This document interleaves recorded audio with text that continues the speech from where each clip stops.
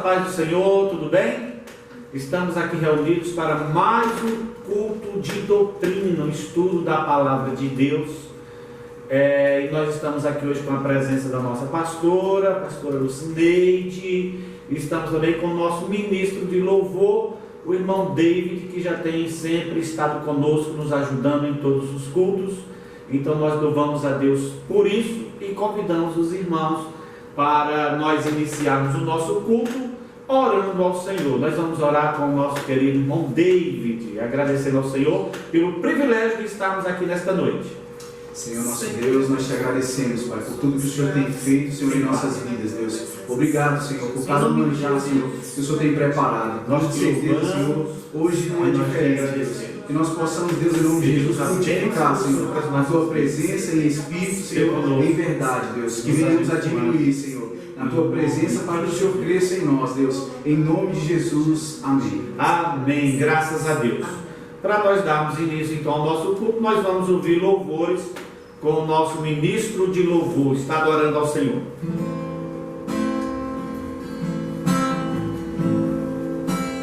Eu navegarei no oceano do Espírito. Oh, aleluia! Graças a Deus. E ali adorarei ao Deus do meu amor. Eu navegarei no oceano do Espírito e ali adorarei. Aleluia, Jesus, tu és digno de receber todo Ao Deus do meu amor, toda honra e toda glória. Espírito, Espírito, Aleluia. que desce como fogo, vem como em Pentecoste e enche-me de novo.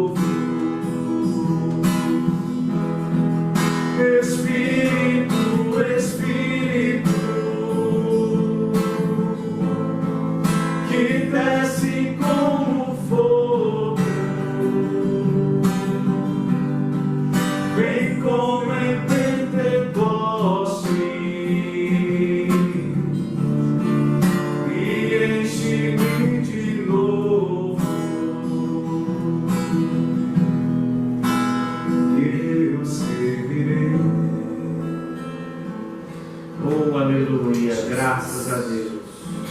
O Senhor é maravilhoso, aleluia.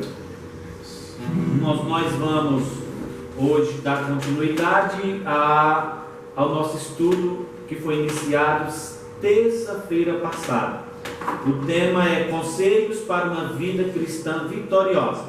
Nós tivemos o primeiro tópico, que foi fortificar-se na graça, e hoje nós vamos dar continuidade ao segundo tópico, que é tornando-se exemplar. Daqui a pouquinho nós estaremos lendo o texto de referência, que é no livro de Provérbios, no capítulo 19, versículos 20 e 21. Nós vamos antes louvar ao Senhor com mais um hino. Porque dele, por ele, aleluia, para ele são todas as coisas. Porque dele, por ele, para ele são todas as coisas. Porque dele, por ele, para ele são todas as coisas. A ele a glória, a ele a glória, a ele a glória. graças a Deus. Tu és digno, Para Jesus. sempre, amém. Tu és digno de receber toda a glória, toda a honra e todo o louvor. A ele a glória, Graças a Deus, aleluia. a ele a glória, a ele a glória, para sempre, amém. Quão profundas riquezas o saber e o conhecer de Deus. Quão insondáveis seu juízo e seus caminhos. Quão profundas riquezas o saber e o conhecer de Deus. Quão insondáveis seu juízo e seus caminhos. Eita, Deus maravilhoso.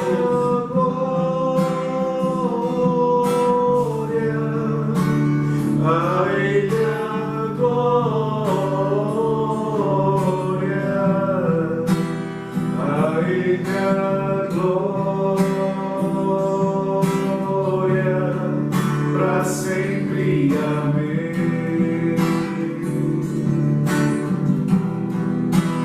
A ele a glória, a ele a glória,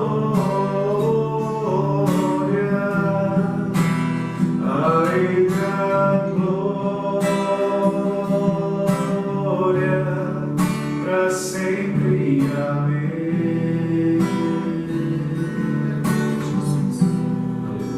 Aleluia, graças a Deus. Ele é digno, né, irmãos, de receber toda a glória, de receber toda a honra e de receber todo o louvor. É para isso que nós vivemos, é para isso que nós existimos, para glorificar o nome dele. No final nós vamos louvar o Senhor com mais um hino no final do estudo, para depois nós orarmos pelos irmãos, não é isso? Nós vamos fazer agora a leitura da palavra do Senhor. Provérbios capítulo 19, versículo 20 e versículo de número 21. Em seguida, a nossa pastora vai estar orando, agradecendo a Deus pela palavra e também cumprimentando os irmãos, né, com uma palavra rápida de saudação. Só cumprimentando os irmãos, porque hoje ela vai nos auxiliar aqui, fazendo a leitura dos versículos da nossa palavra, juntamente com os irmãos aí em casa. Muito bem, Provérbios capítulo 19, versículo 20 e versículo 21 diz assim: ouve o conselho e recebe a correção, para que no fim sejas sábio. Muitos propósitos há no coração do homem, porém o conselho do Senhor permanecerá. São estes os versículos que nós lemos terça-feira passada, na introdução do nosso estudo, e nós vamos continuar lendo, porque é daqui que nós tiramos o nosso tema, que é conselhos para uma vida cristã vitoriosa. Nós vamos orar então para a nossa pastora, agradecendo ao Senhor pela palavra nesta noite. Pai Senhor, irmãos, estamos felizes de estar aqui para aprender mais uma vez a palavra do Senhor. Eu espero que todos estejam bem em seus lares, ouvindo a palavra de Deus, acompanhando, meditando. Não vamos deixar de cultuar, mesmo que seja dessa forma, vamos continuar adorando o nome do Senhor, confiando nele, acreditando que todas essas coisas vão passar e Deus vai nos abençoar e nos dar vitória. Amém, graças a Deus. Passando tudo isso, eu creio que vai haver muitos testemunhos lindos e maravilhosos para a glória do nome do Senhor, que é aquele que nos guarda, que é aquele que nos livra, nos protege e está conosco todos os dias. Não importa a situação, Ele está conosco. Amém. Então vamos orar, agradecer pela palavra do Senhor, que Ele tem cuidado de cada um de nós. Amém? Senhor, meu Deus Todo-Poderoso, somos gratos, Senhor, por essa palavra gloriosa que vai ser ministrada. Obrigado pela palavra que nós acabamos de ler. Jesus amado. Que o Senhor fale conosco através da ministração de Sua santa palavra. É no nome de Jesus que nós oramos, agradecidos. Somos agradecidos em nome de Jesus. Amém. Graças a Deus. Irmãos, nós demos início nesse estudo terça-feira passada e nós entramos no primeiro tópico, vimos todo o primeiro tópico, aonde nós temos aqui os conselhos para uma vida cristã vitoriosa, como eu expliquei para os irmãos no primeiro tópico, ou na primeira doutrina.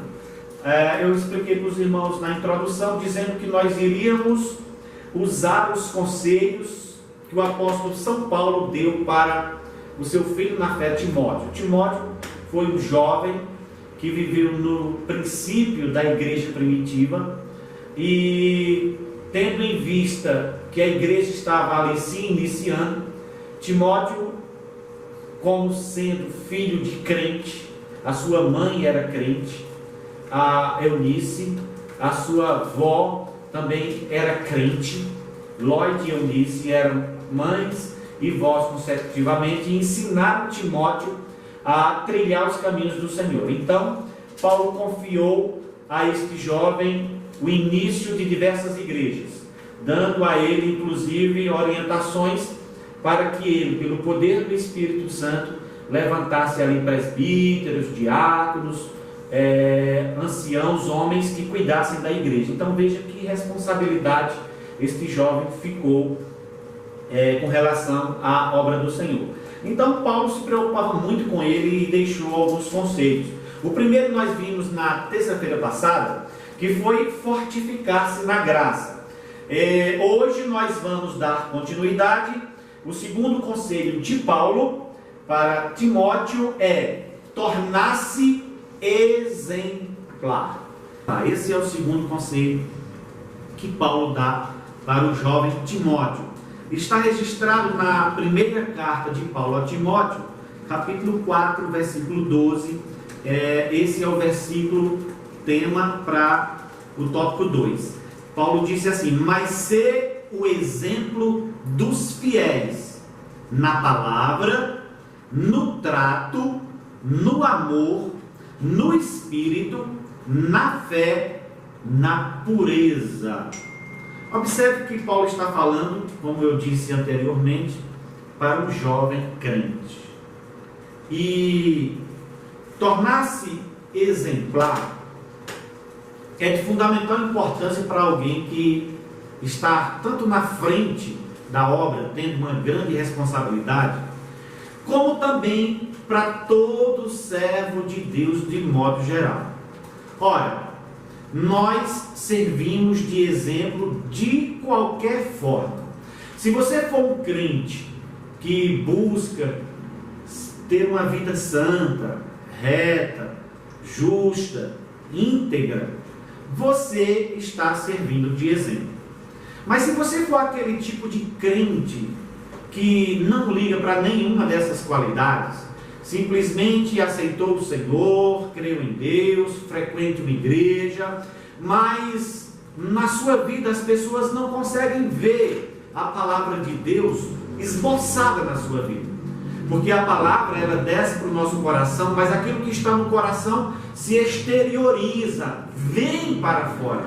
O Evangelho não é algo que transforma de fora para dentro. Nós, quando viemos à igreja, nós não damos regras para as pessoas seguirem. Ninguém que diz, olha, a partir de hoje eu quero aceitar Jesus como Salvador, e como é que eu tenho que fazer? Nenhum pastor chega e diz, está aqui, isso aqui é uma cartilha com as nossas regras, vai lá, decora cada uma delas e segue. E segue. Não, isso não existe. Não existe. O Espírito Santo, quando entra em nosso coração, ele nos muda de dentro para fora. Observe que Jesus disse assim: a boca fala do que o coração está cheio. Ora, Jesus cita aqui dois membros do corpo, dois órgãos do corpo. Um interno, que não pode ser visto, e um externo, que nós podemos ver. Veja que Jesus disse que esse membro externo, que é a boca, fala do que vem de dentro. Ou seja, o Evangelho, ele muda o homem de dentro para fora. O Evangelho não é uma capa que alguém veste. Toma aqui essa capa de crente e agora você tem que ser assim, tem que ser assim, tem que ser assim, tem que ser... Não. O Evangelho não existe uma cartilha com regras de fé. O Evangelho é o poder de Deus para transformar as nossas vidas. Nós experimentamos isso. Não é religião, onde alguém nos doutrina, onde alguém faz uma lavagem cerebral e a gente dali para frente segue como se fossem zumbis ou máquinas programadas para obedecer os homens. Não. Jesus nos chamou para a liberdade. Eu não vos dei um espírito de servidão, mas um espírito de liberdade. Só que essa palavra, quando adentra na nossa vida, ela se exterioriza. Não é uma obra humana. Pastor nenhum tem capacidade de fazer isso. Você já pensou? Se eu, como pastor, tivesse o poder de orar por um homem no meio da rua, com vícios, com uma vida desregrada, fora da palavra de Deus, e eu tivesse o poder de mudar a vida dele? Homem nenhum tem isso. Igreja nenhuma também tem esse poder. O poder está na palavra de Deus. Jesus disse: conhecereis a verdade, e a verdade vos libertará. Jesus disse assim, que nós não nascemos da vontade do homem, da vontade da carne, mas é um novo nascimento, um nascimento que vem de Deus, outorgado pela palavra do Senhor. Então, nós somos exemplos de qualquer forma. Ou somos bons exemplos para ser seguido, ou somos maus exemplos. O conselho de Paulo para Timóteo é: torna-te uma pessoa exemplar. Mas ele dá o conselho aqui: mas ser o exemplo dos fiéis. Dos fiéis. Porque as pessoas, elas tendem a seguir exemplos, mas exemplos maus. Geralmente, quando a gente vai aconselhar alguém que não está levando uma vida cristã vitoriosa, como é o título do nosso estudo aqui, mas leva uma vida precária, prioriza mais as coisas do mundo, as coisas da vida do que as coisas de Deus, geralmente elas dão a desculpa dizendo: mas fulano também não vai à igreja, mas fulano também faz isso. Ou seja, elas estão seguindo exemplo, não como Paulo nos orienta, mas elas estão seguindo exemplo de pessoas infiéis, que não têm um bom exemplo para dar. Então, tome esse cuidado. Eu e você somos exemplo. Alguém está olhando para nós. Primeiro, aquelas pessoas que estão em volta de nós. Quem sabe se eu, pastor Elisvaldo, sou crente de verdade, é a minha esposa. É ela quem convive comigo. São os meus filhos que convivem comigo. O irmão David, aqui a gente tem um bom relacionamento, a gente desenvolveu uma boa amizade, mas a gente se vê esporadicamente. A gente se encontra na igreja. Mas quem convive comigo no dia a dia é quem pode dar testemunho de mim, eu dou testemunho dela, e assim sucessivamente. Então, nós temos que nos tornar exemplar. Alguém tem que olhar para você e reconhecer em você um homem de Deus, uma mulher de Deus. Amém, meus queridos? Então, essa é a palavra do Senhor para nós hoje. O segundo tópico do nosso estudo fala que nós devemos nos tornar exemplos. Vamos então dar a introdução aqui. Pegue a sua Bíblia aí, nós vamos ler a palavra. Você vai folhear a palavra de Deus conosco. O nosso exemplo ele deve ser de modo geral. Cada um de nós serve de exemplos para aqueles que estão à nossa volta, positivamente ou negativamente. Então, você deve se analisar e ver que tipo de exemplo sou eu. Quando meu filho, minha esposa, meu marido, meus pais, meus irmãos, quando os meus colegas de trabalho, quando os meus colegas de escola, quando os meus colegas de rua, ou seja, as pessoas que me conhecem, que fazem parte do meu dia a dia, do meu mundo, quando elas olham para mim, quando elas me veem, que tipo de exemplo elas veem? Então faça essa autoanálise e você vai saber se você tem sido um exemplo positivo ou negativo para as pessoas que estão te cercando. Vamos então aqui aos nossos primeiras referências. Tornar-se exemplar. O primeiro subtópico aqui do nosso estudo diz: nós somos observados. Você sabia disso? Nós somos observados. Abra sua Bíblia em Hebreus capítulo 12, versículo de número 1. A nossa pastora vai estar lendo e você confere juntamente em casa com a sua Bíblia. Vamos lá.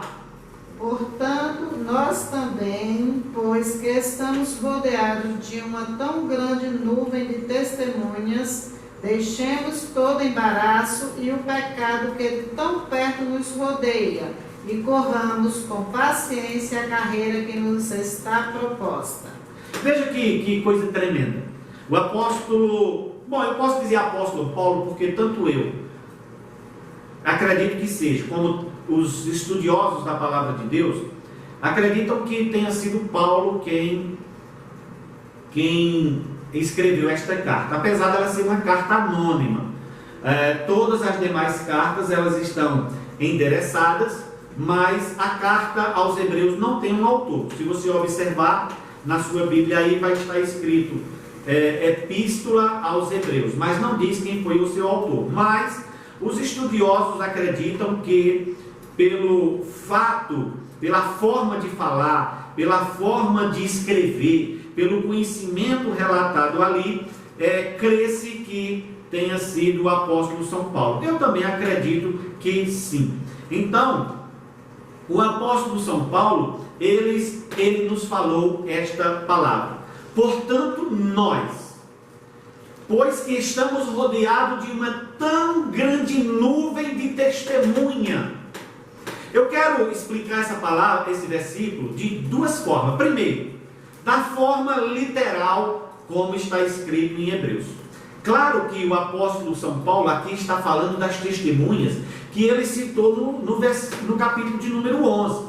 Ele vem falando ali da fé, o capítulo 11 fala da fé, que é o firme fundamento, das coisas que se esperam e tal, aquilo que você já conhece. E ele vem dando ali o exemplo de homens e mulheres que viveram pela fé, que venceram reinos, que enfrentaram leões, que morreram, que foram apedrejados, que foram mortos, mas pessoas que venceram pela fé.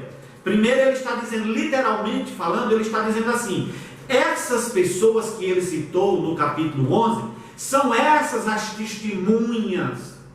O que eu quero dizer com isso é o seguinte, o que a Bíblia está dizendo é o seguinte, você que é crente, que às vezes vive reclamando de que vive uma vida tribulosa, irmãos, nós que somos crentes aqui no Brasil, nós somos privilegiados, nós vivemos uma vida regalada, uma vida de felicidade. No máximo aqui, as pessoas usam de chacota conosco, geralmente dizem o quê? Uma piadinha, que nós somos os bíblias, que nós somos os cafona, isso, aquilo, outro. Isso você acha que isso é perseguição? O escritor aos Hebreus está dizendo aqui, nós estamos rodeados de uma tão grande nuvem de testemunha. Olha o que aqueles irmãos passaram. Os irmãos que ele está citando um pouquinho antes desse versículo.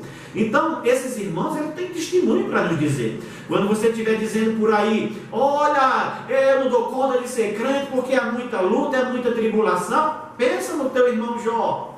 Pensa no nosso irmão Jó. Você tem coragem de chegar para Jó e dizer, puxa, Jó, olha, eu venci porque a graça de Deus foi grande comigo. Moço, mas foi uma tribulação ser crente. Olha lá, ser crente no Gama não era fácil. E você já pensou, Jó, escutando você conversar e dizendo, sim, meu irmão, sim, minha irmã, me conta aí, como é que foi a tua tribulação? Você teria realmente coragem de se reclamar diante de Jó? Você conhece a aprovação de Jó, né? Você sabe o que ele falou. Você acha realmente que você passa luta? Você acha realmente que você passa tribulação? Eu só estou dando um exemplo aqui dos heróis da fé que vieram antes de nós. De homens que entregaram as suas vidas para que eu e você tivéssemos a oportunidade de estarmos aqui. Irmãos, nós deveríamos, em vez de reclamar mais, agradecer mais ao Senhor, porque nós vivemos numa terra maravilhosa chamada Brasil, onde você pode sair de casa com uma Bíblia debaixo do braço, onde você pode chegar numa esquina, gritar que Jesus é bom, no máximo alguém vai abrir a porta e dizer, ei, doido, cala a boca, no máximo, mas nós somos privilegiados. Então, o escritor aos Hebreus está dizendo aqui que essas testemunhas que ele citou no capítulo 11 estão te olhando. Cuidado. Mas eu posso conjecturar esse versículo, eu posso trazer ele para os nossos dias hoje. Nós também temos hoje uma grande nuvem de testemunha. Sabe aquela pessoa que está em volta de você? Sabe seu pai, sua mãe, sua esposa, seu marido, seus filhos? Sabe os seus amigos na rua, seus colegas de trabalho, escola? Eles são uma grande nuvem de testemunhas. Se você chegar para as pessoas que me conhecem e dizer, esse irmão Erisvaldo é crente, as pessoas vão dizer, é homem de Deus, se eu tiver um testemunho exemplar. Mas vão dizer, crente? Como esse aí? Deus me livre. Eu também estou sendo exemplo, mas o exemplo negativo. Portanto, nós, pois que estamos rodeados de uma tão grande nuvem de testemunhas, deixemos o embaraço. Olha que palavra tremenda. Já pensou, irmão dele? Olha que palavra tremenda. Deixemos o embaraço. Irmão do céu, o que é que está te embaraçando?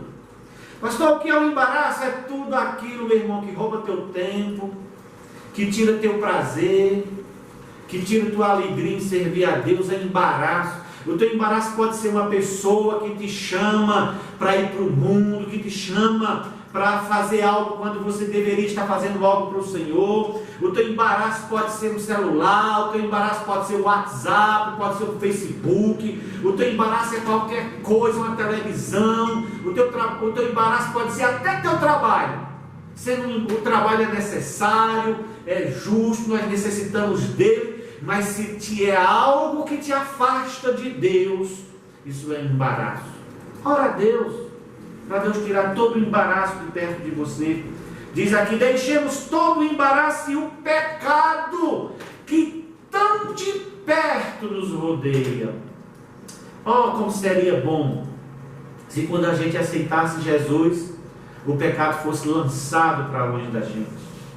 Oh, como seria bom se quando o Espírito Santo entrou no nosso coração e se ele fizesse morada e todo pecado, toda tentação tivesse saído da nossa vida. Mas não é assim.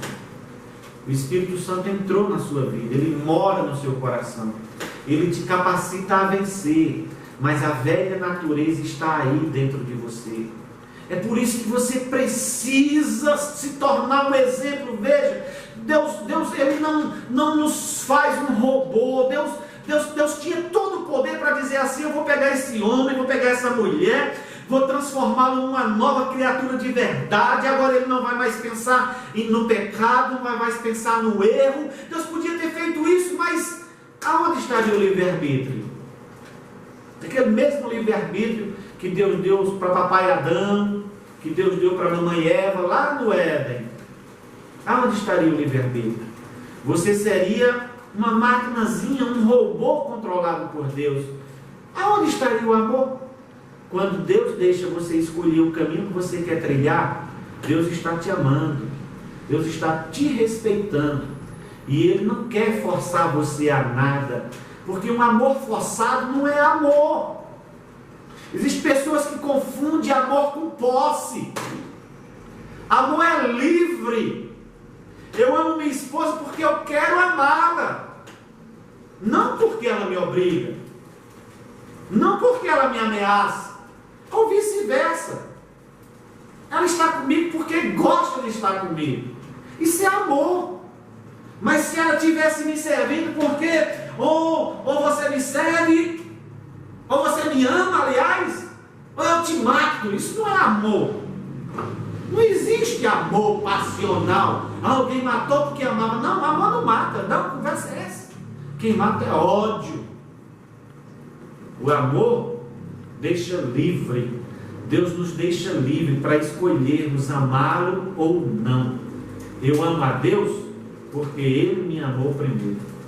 Eu sei que você também ama a Deus porque Deus te constrangeu com o amor dele por você. Nos tornarmos o exemplo, eu e você.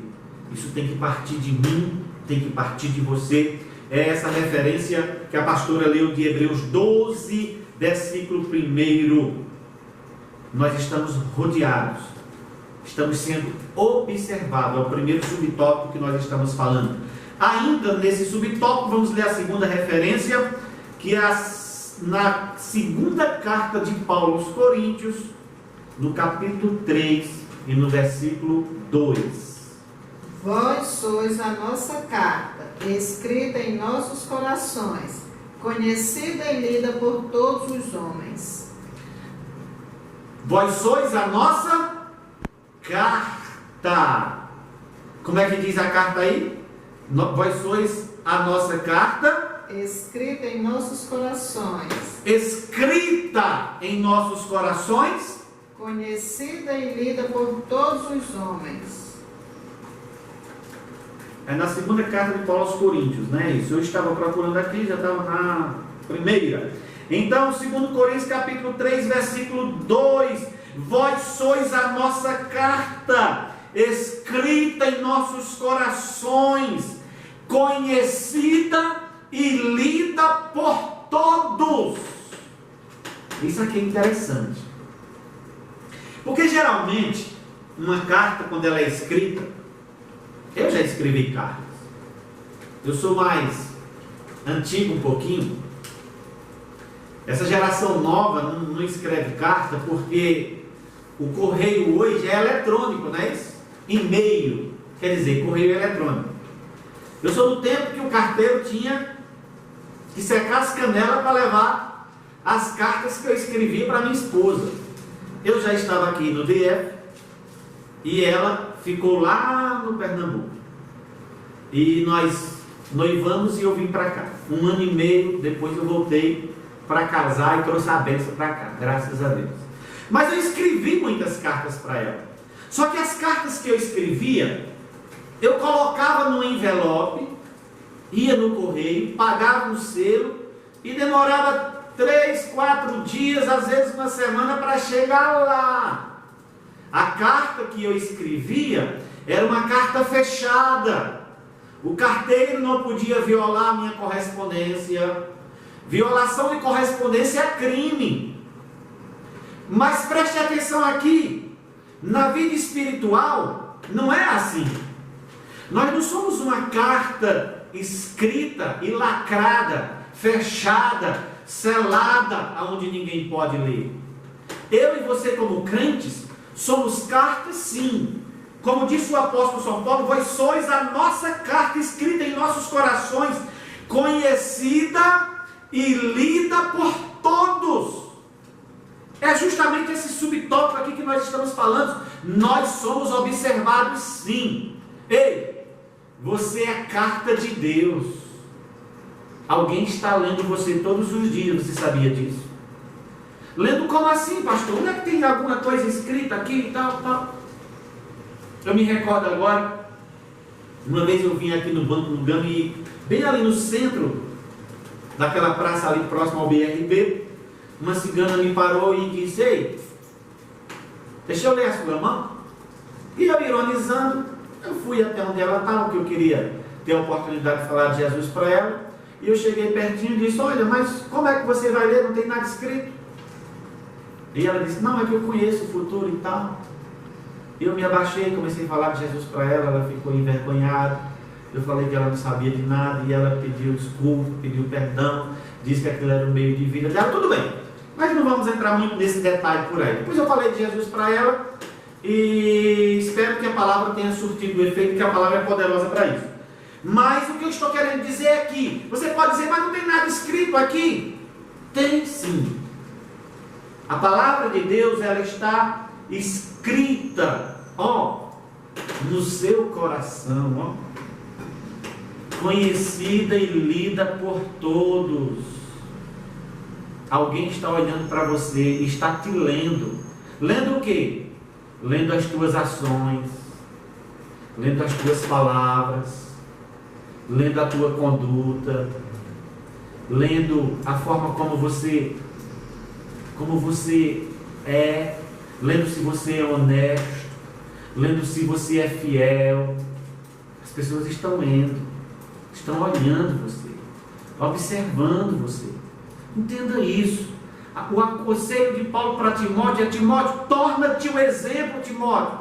Seja exemplo dos fiéis, Timóteo.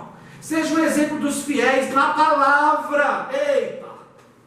O que Deus está dizendo aqui? Olha, você falou, cumpra.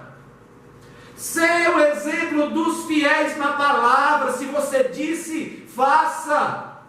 Jesus disse: a palavra do crente é sim ou não. O que passa disso vem de quem? O que passa disso vem do maligno. Olha a palavra de Paulo para Timóteo: Timóteo, seja o exemplo dos fiéis na palavra, vírgula, ele continua, no trato. Você tratou? Cumpra. Não existe coisa pior do que alguém que a gente diz: fulano é um tratante.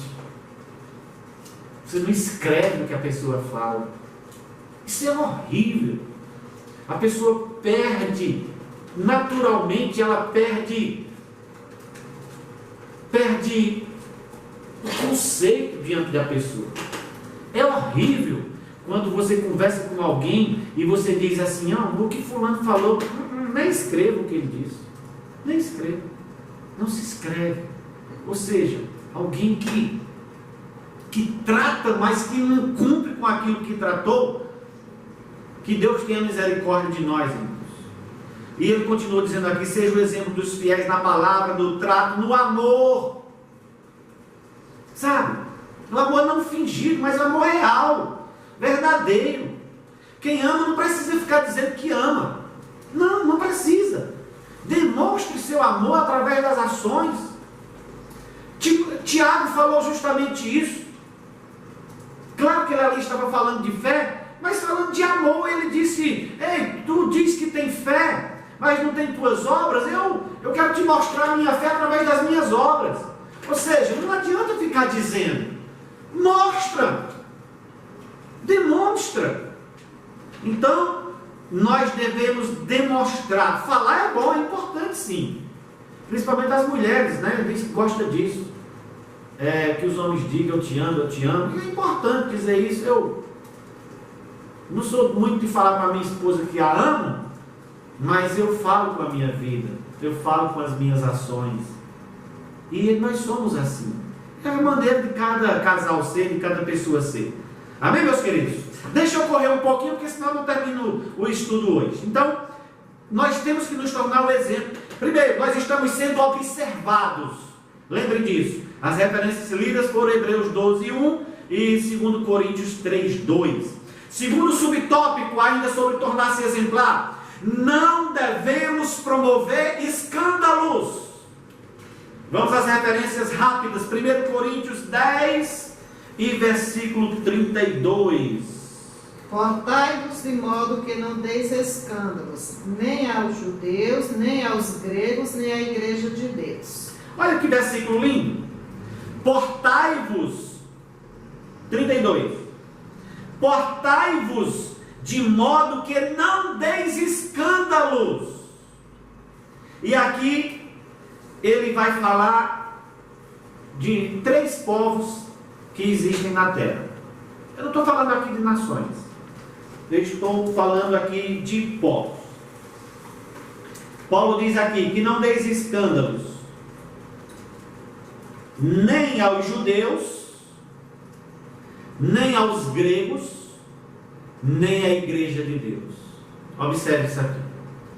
Judeu, todo mundo sabe quem é judeu. A nação amada por Deus, o povo especial de Deus, zeloso, a nação de Israel. Que Deus abençoe aquele povo, que Deus abençoe aquela nação. Aliás, existe uma promessa de Deus para quem ora por Israel. Você já orou por Israel hoje? Quando você vê Israel ser afrontado, Israel ser perseguido, ser caluniado, não seja daqueles que vai com os outros que são contra Israel. Existe uma promessa específica para Israel. O salmista disse: orai pela paz de Jerusalém, sejam prósperos aqueles que te amam. Amém? Existe uma promessa de Deus para Abraão lá no começo, antes de Abraão gerar essa descendência dessa nação maravilhosa que é Israel. Deus disse a Abraão: eu vou abençoar quem te abençoar e vou amaldiçoar quem te amaldiçoar. Então, meu irmão, minha irmã, só estou fazendo um parênteses aqui. Paulo diz: portai-vos de forma que não deis escândalo. Primeiro, nem a judeu, a nação de Israel, nem aos gregos. E quando Paulo refere-se aqui aos gregos, ele não está se referindo aos nascidos na Grécia. Não. Claro que quem nasce na Grécia é grego, mas aqui é um reconhecimento de povos, de pessoas. Veja que ele falou judeus, gregos e igreja de Deus. Então a igreja, quem é a igreja? São todos os homens e mulheres de todas as tribos, línguas e nações em todo o mundo que receberam o Evangelho e aceitaram a Jesus como Salvador. Não importa a nacionalidade, não importa a cor, não importa a etnia, seja de onde for, creu em Jesus como Salvador, você é a igreja de Deus. Aqui não estamos falando de denominação, não estamos falando de placa de igreja, mas de pessoas que creram em Jesus como Salvador. São um tipo de povo: igreja, judeu e os gregos. Os gregos aqui não significam os nascidos na Grécia, mas significam os gentios. Paulo está dizendo: todos aqueles de todas as nações que não são a igreja são chamados de gregos ou de gentios. São 3 povos que Deus conhece na face da terra hoje. Deus não conhece brasileiro, paraguaio, americano, japonês. Não. Deus não trata assim. Deus trata de judeu, que é o povo de Deus, de onde veio o nosso Senhor, de onde veio o nosso Salvador, Jesus Cristo. Por isso nós devemos amar essa nação, devemos amar esse povo, porque a salvação vem dos judeus, disse Jesus, João capítulo 4, falando para a mulher samaritana. Esse povo abençoado são a razão da nossa bênção aqui. O meu Salvador nasceu lá. O meu Salvador é da descendência de Davi, da tribo de Judá. Deus abençoe esse povo especial, zeloso de boas obras, nação de Israel. Os gregos ou os gentios são todos os demais que não creram em Jesus como Salvador. E agora eu estou falando para mim e para você. Nós somos o terceiro povo, igreja de Deus, que Paulo disse nos Efésios, que Deus pegou esses dois povos aqui, judeus e gentio, derrubou a parede da separação que existia no meio, e unindo esses dois povos, criou o terceiro povo, que somos eu e você. Derrubou a parede da inimizade que estava no meio, e de judeu e gentio fez a igreja. Glória a Deus por isso, louvado seja o nome do Senhor. Então nós devemos nos portar de forma que não demos escândalo a ninguém, nem a judeu, nem a gentio e nem a igreja de Deus. Meu querido, minha querida, como é que você tem vivido? A gente encontra por aí, e a coisa mais comum, existe até pessoas que estão fora da igreja. Claro que isso não justifica, mas existem pessoas que estão fora da igreja, que não querem mais servir ao Senhor por causa de maus exemplos. Claro que cada um é responsável por si, mas se eu e você somos pessoas que estamos dando exemplo, preste atenção. Você está fazendo tropeçar um pequenino por quem o Senhor morreu na cruz. Isso é importante, sim. Eu e você devemos tomar cuidado. Não adianta a gente chegar e dizer: cada um cuide da sua vida, a salvação é individual. Sim, é. Mas nós estamos falando de outra coisa. Eu não devo me portar de forma que eu escandalize alguém que está dentro da igreja. Não devo me portar de forma que eu escandalize alguém que faz parte dos gentios, que nunca creram em Jesus, mas a pessoa diz assim: ser crente como fulano, ser crente como pastor tal, ser crente como crente tal. Não quero, eu estou muito melhor sendo ímpio do que sendo crente como fulano. Você está fechando as portas dos céus para alguém com o modo de vida errado que você vive. Cuidado! Jesus disse: seria muito melhor amarrar uma corda no pescoço de uma pessoa que escandaliza um pequenino e se lançar ao mar. Seria muito melhor do que escandalizar um desses pequeninos e não fazer com que ele chegue aos céus. Irmão, os escândalos são perigosos. E se você é alguém que tem escandalizado tanto a igreja, tanto os judeus ou tanto os ímpios, cuidado, Deus vai pedir contas das suas ações, das suas atitudes. Por isso Paulo diz: torna-te exemplar, seja exemplo de alguém que serve a Deus verdadeiramente. 1 Coríntios 10:32, viva de modo que você não dê escândalo, nem à nação de Israel, nem aos ímpios aí fora, nem aos crentes. É isso que ele está dizendo.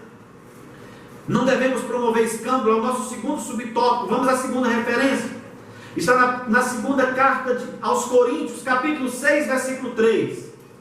Não dando nós escândalos em coisa alguma, para que o nosso ministério não seja censurado. Olha que coisa tremenda. Paulo está dizendo, agora falando para nós,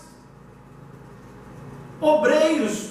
Eu falei aqui que a Bíblia diz que a quem mais é dado, mais será cobrado. Se Deus te chamou para liderar, se Deus te chamou não só para estar à frente da obra, não no meu caso como pastor, da minha esposa como pastora da igreja, não, mas se Deus te colocou como líder, Você que lidera crianças, adolescentes, mocidade, você que lidera homens, que lidera mulheres, você que lidera um ministério de louvor, você que lidera um coral. Então essa palavra aqui agora está puxando. Se no primeiro versículo foi para todos os crentes de modo geral, agora esse versículo aqui, capítulo 6, versículo 3 de 2 Coríntios, está puxando agora, principalmente para nós que estamos liderando. Ele diz assim, olha, não dando nós escândalo em coisa alguma, para que o nosso ministério não seja censurado. Como é isso? Quando alguém censura o meu ministério, eu vou falar de mim, que sou pastor da Betag Gama Sul.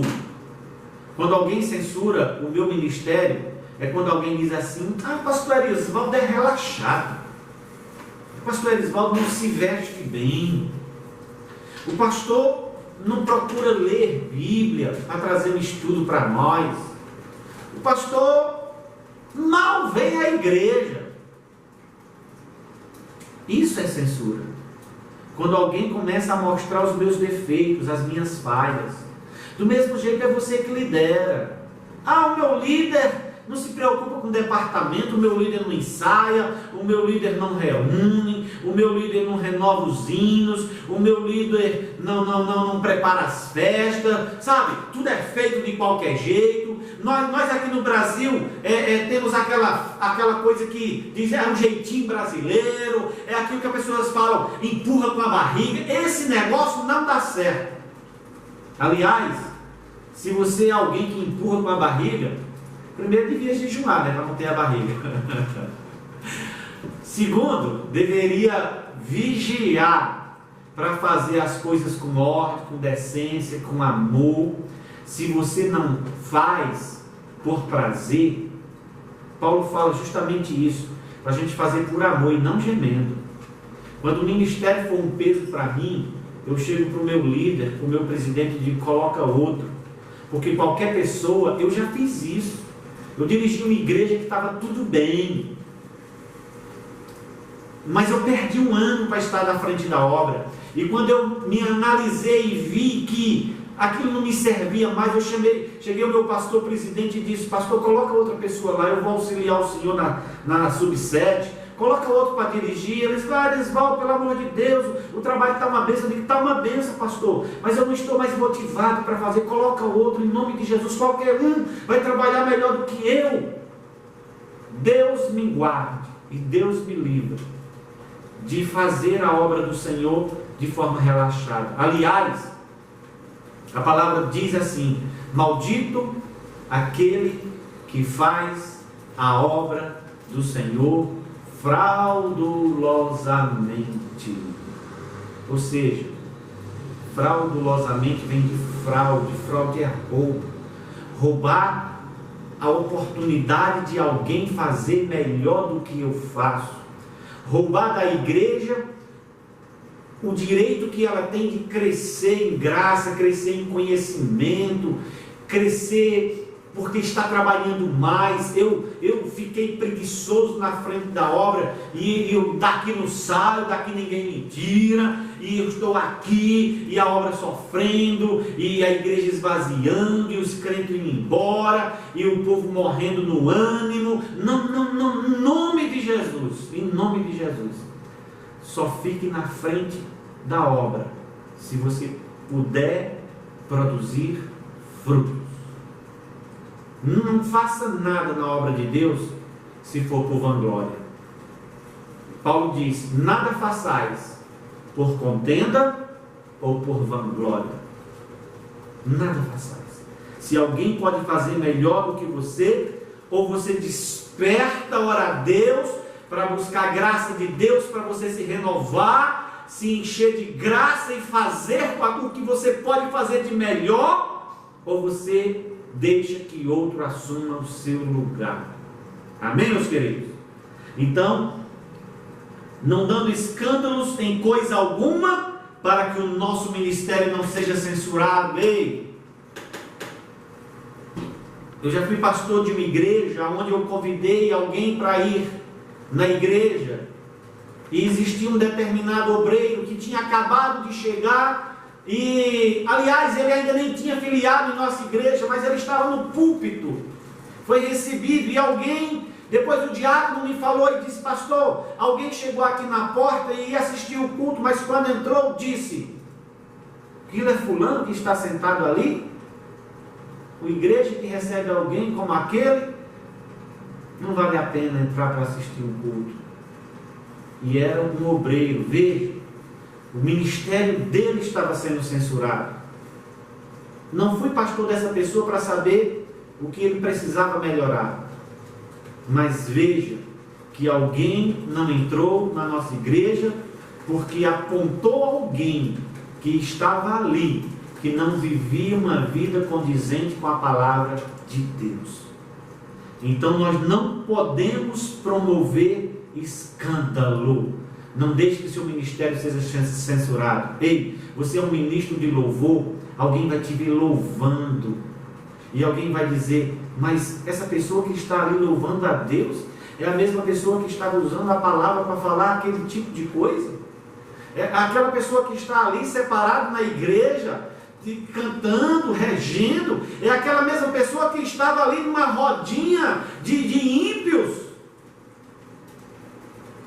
O Salmo 1 diz: bem-aventurado o homem que não se assenta na roda dos escarnecedores, não se detém no caminho dos pecadores. Então nós devemos tomar esse cuidado para alguém não nos censurar. Amém, meus queridos? O primeiro subtópico foi: nós somos observados. Alguém está nos observando. O segundo é: não devemos promover escândalos. Vamos. Meus queridos irmãos, nós avançamos um pouquinho no tempo e nós iremos dar continuidade justamente onde eu parei na próxima terça-feira. Então nós agora queremos orar pelos irmãos para nós encerrarmos a nossa doutrina de hoje. A nossa pastora vai estar abençoando você, sua casa, sua vida, em nome de Jesus. Vamos orar? Senhor, meu Deus Todo-Poderoso, Querido Deus, em nome de Jesus, nós te louvamos e te agradecemos pelo privilégio de estarmos aqui ministrando a tua santa palavra. Abençoa meu irmão, minha irmã que está em casa, nos acompanhando. Abençoa as nossas autoridades constituídas, nosso governador, nosso presidente, o nosso país, a nossa pátria. Em nome de Jesus, abençoa os teus servos espalhados em todo o mundo. Em nome de Jesus, que a graça do Senhor, o amor de Deus, a comunhão do Espírito Santo seja sobre a tua vida hoje e sempre, em nome de Jesus. Amém. Tenha uma noite maravilhosa em nome de Jesus.